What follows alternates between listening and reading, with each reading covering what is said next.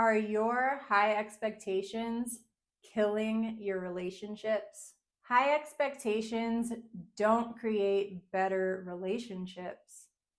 They create illusions, and illusions always shatter. If you're frantically searching for the one, I need you to pause for just a second. Because when you start connecting with someone while fantasizing that this person could be your soulmate, you stop seeing them and you only see a projection. You begin to fill in their gaps with your hopes, your timelines, your unmet needs. And those expectations create a pressure cooker that burns genuine connection. This video is about lowering the stakes, not your standards. It's about stepping into your wholeness as a person. So you stop waiting for others to complete you. So you stop pushing relationships to progress. And so you stop putting the weight of your future happiness on one little human. There are several ways that this high expectation approach is killing your love life. One, you expect someone else to complete you. When you believe that a relationship is your missing puzzle piece, you outsource your worth. You hand all of your emotional security over to some person you barely know. Who is this person? And if they pull away, you don't only lose the person, you lose this whole future that you've fabricated in your mind. And this right here creates immense pressure. Pressure for you to perform, pressure for them to commit, pressure for the relationship to become something quickly. 2, you see love through fantasy instead of reality.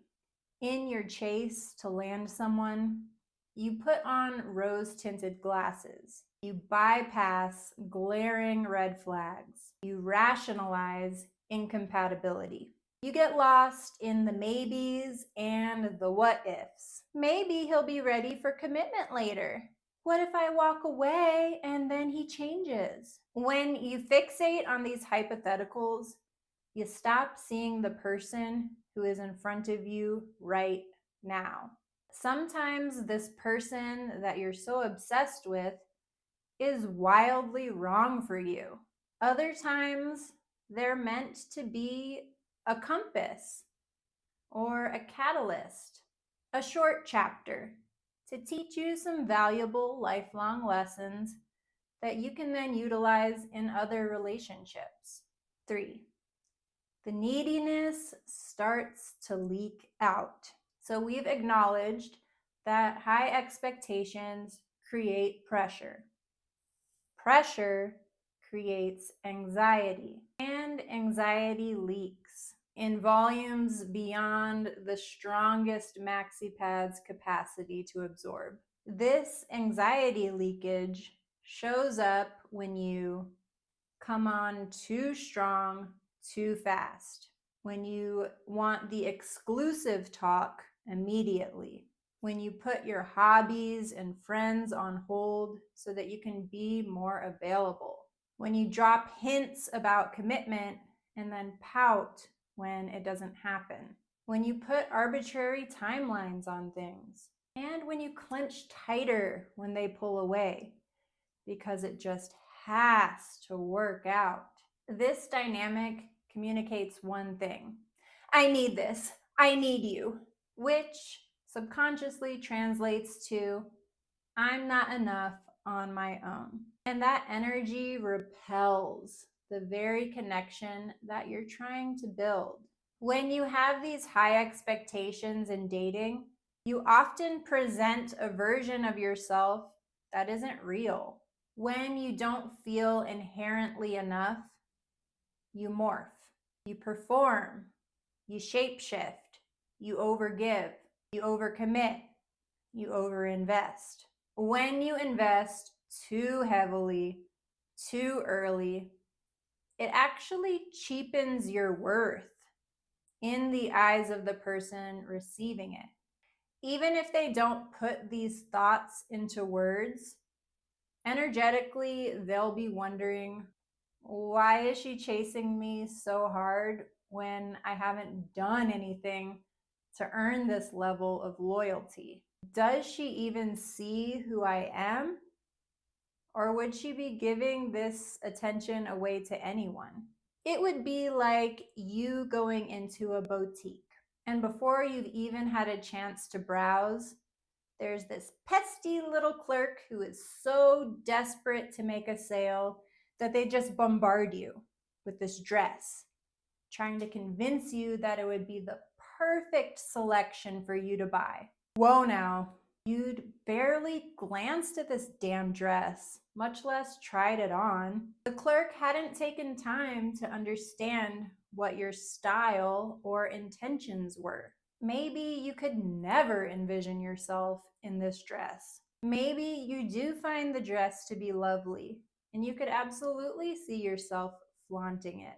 But now you're just so turned off by all the icky pressure that you just want to get the hell out of there. Don't send your romantic interests running for the door. Desperation repels attraction. I'm curious. What pressures or expectations have you placed on someone because you wanted so badly for it to be the right relationship? Let me know in the comments. Let's talk about how to lower the stakes without lowering your standards. And this is where the real work begins. When you let go of the romance script and the fantasy timelines, something powerful happens. You start seeing reality for what it is. You act in self-respect instead of self-deprecation. You move with discernment, not desperation. You meet people where they are, not where you need them to be. And so here is your shift. I need you to stop future fantasizing. Stay in the present moment, not in the potentials or the hypotheticals, no matter how good they can feel. Date from self-respect, not scarcity. You're not running out of time. You're not falling behind. You're not failing. All the good ones are not taken, and you're not doomed if it doesn't work out with this person. 3, keep your world full. Your friends, passions, routines, all of those things anchor your worth. And you're going to start letting people reveal themselves. You're no longer gripping, projecting, or forcing outcomes. And the last shift is you're going to start letting your relationships breathe. Connection needs space to become what it's meant to be. So, my friend, when you stop chasing happily ever after, you allow relationships to organically unfold without this manufactured timeline. And so your action step for this next week, anytime you catch yourself fantasizing about the future with someone that you're dating, pause and ask, what is this person actually showing me right now? Am I connecting with them or with a version I created? And what do I need to feel grounded and whole this week? If you're doing this kind of work and want ongoing support, that's exactly what you'll receive when you sign up for my newsletters, where we dive into transforming these kinds of patterns, and you can receive these insights straight to your inbox. Subscribe to this channel if you haven't, and share it with a friend. As always, thank you for being here, and I'll see you in the next one.